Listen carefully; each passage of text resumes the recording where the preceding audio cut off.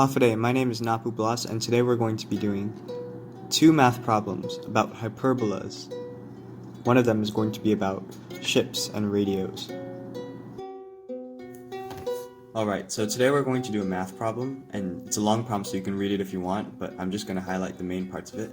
So, basically we have these 2 points, point A and point B, and they're 200 kilometers apart.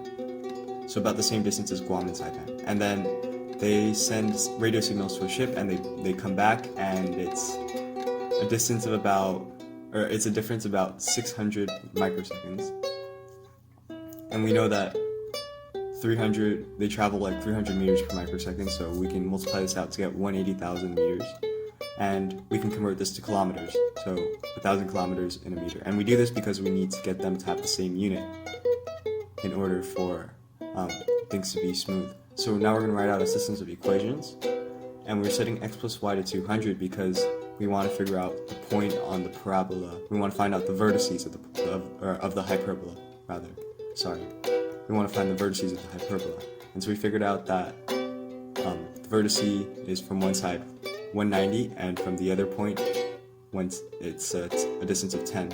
So now the question is, where is this hyperbola that we are looking for? Well, the answer is that every single point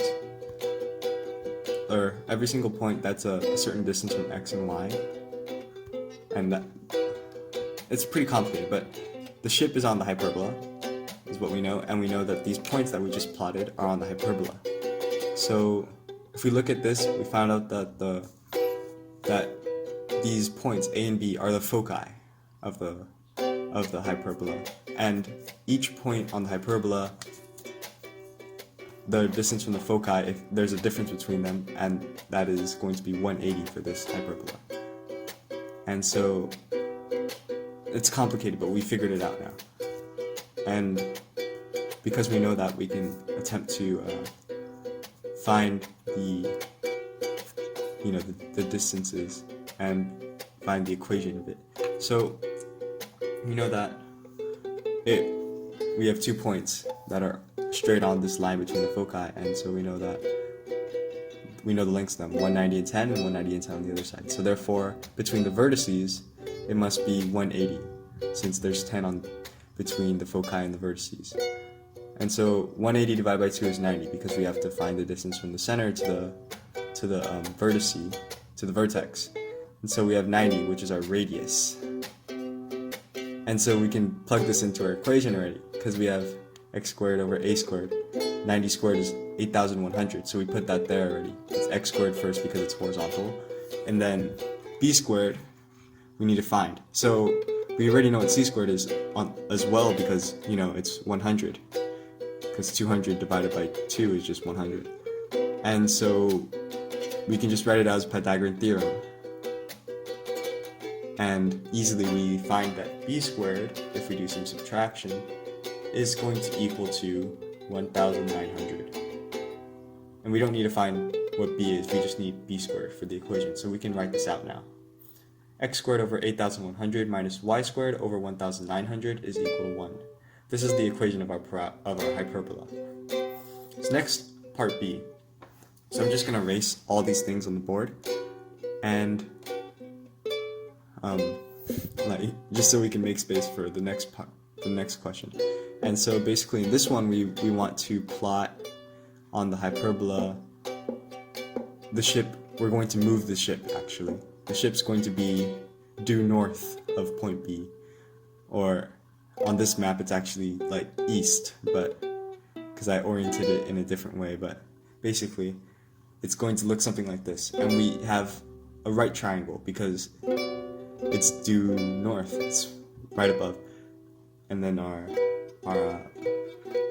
we can just put the sides of these triangles, 200, b, and then c, which is equal to b plus 180 because it's on the hyperbola. So we have a difference of 180. So using this, we can use the Pythagorean theorem once again. We're just going to plot our sides, or not plot, but we're going to put our sides in the equation. And we know that we have to move the variables to one side and the constants to the other. So we're going to FOIL b plus 180. and that results in b squared plus 360b plus 32,400. So this makes things a whole lot easier because we write out the equation and we realize that we can just subtract b squared from both sides. And b squared was going to make our life complicated. Now it doesn't exist. So we just subtract 32,400 from both sides, and we're moving the constant terms to one side and the variables to the other. And so 7,600 is equal to 360b. We just divide by 360, and all of a sudden we have b equals 21 1/9, or 21.11111, and that is our answer. That is the distance between the point where the ship is now at and the foci. Next up, we have a problem. We're given this asymptote and we're given the radius. So the asymptote is important because we have the ratio between, the A and the B. So it's 1 to 2. And we also have the radius, which is 3. So 3 is the longer side. So we can easily find the other side, the B. So it's 1/2 of 3, so it's going to be 1.5 because we have the ratio 1 to 2. So we could just easily write out our equation already. X squared over 3 squared minus y squared over 1.5 squared is equal to 1. And we just multiply this out to get x squared over 9 minus y squared over 2.25 is equal to 1. And that should be